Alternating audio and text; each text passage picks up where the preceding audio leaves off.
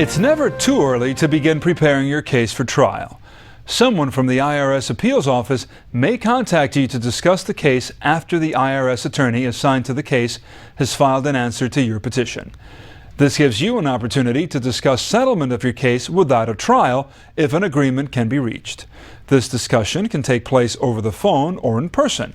It's important to be prepared for this discussion.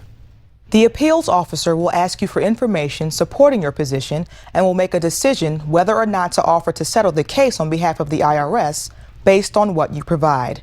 Let's take a look at what an IRS appeals conference might look like in an earned income tax credit case. Our taxpayer in this example is David Garcia. He has a daughter, Susan, who is now 4 years old. Susan's mother is Jane Smith. David and Jane were never married. During the tax year at issue, Susan was 2. David claims Susan is a dependent on his tax return, claiming head of household as his filing status, the earned income credit, and the child tax credit. The IRS disallowed Susan as a dependent and as a consequence said that David should not have filed with head of household status and that he should not have claimed the earned income credit or the child tax credit. David filed a petition with the tax court. After the IRS filed its answer, David was contacted by IRS Appeals Officer Mark Johnson, who asked David to meet him at the IRS Appeals Office. It is a good idea to provide the IRS Appeals Officer with any documentary evidence you may have to support your case during the meeting. If you have birth certificates that prove the ages of your children and your relationship to them, or receipts to prove that you paid the expenses you deducted, please bring them with you to your meeting. If you are meeting by phone, make sure to email or fax your documents to the IRS Appeals Office ahead of time.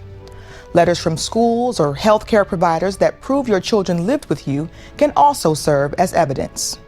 If you reach an agreement with the appeals officer to settle your case, the IRS will prepare a document reflecting that settlement. Both you and the IRS attorney will sign that document, which will then be sent to the tax court, where a judge will also sign the settlement. This agreement eliminates the need for your case to go to trial.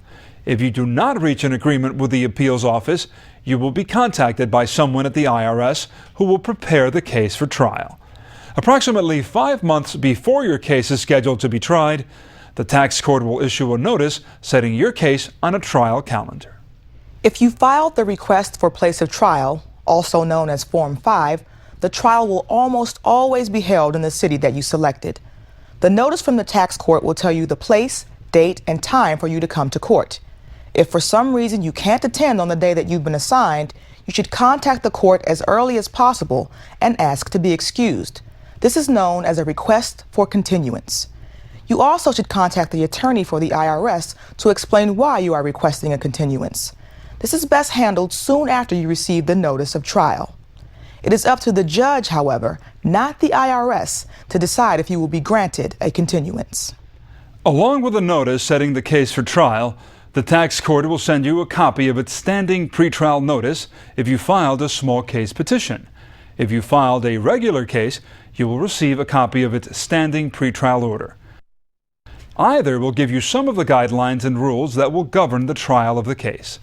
Both the standing pretrial notice and the standing pretrial order will have attached a sample pretrial memorandum form. All petitioners should file a pretrial memorandum to explain to the court what the case is about. The standing pretrial notice and standing pretrial order give important information about how to prepare for trial and your obligations to the court. You should read it carefully and file a pretrial memorandum explaining your position to the court. It's time to take a look at David Garcia's meeting with the Low Income Taxpayer Clinic to see if he's eligible for their assistance. Good afternoon, Mr. Garcia. I'm Maureen Williams. I understand you have some questions about our Low Income Taxpayer Clinic. I filed a petition with the tax court and they sent me a letter with your contact information. What exactly do you do? We provide assistance to eligible taxpayers who have disagreements with the IRS. We don't charge for our services.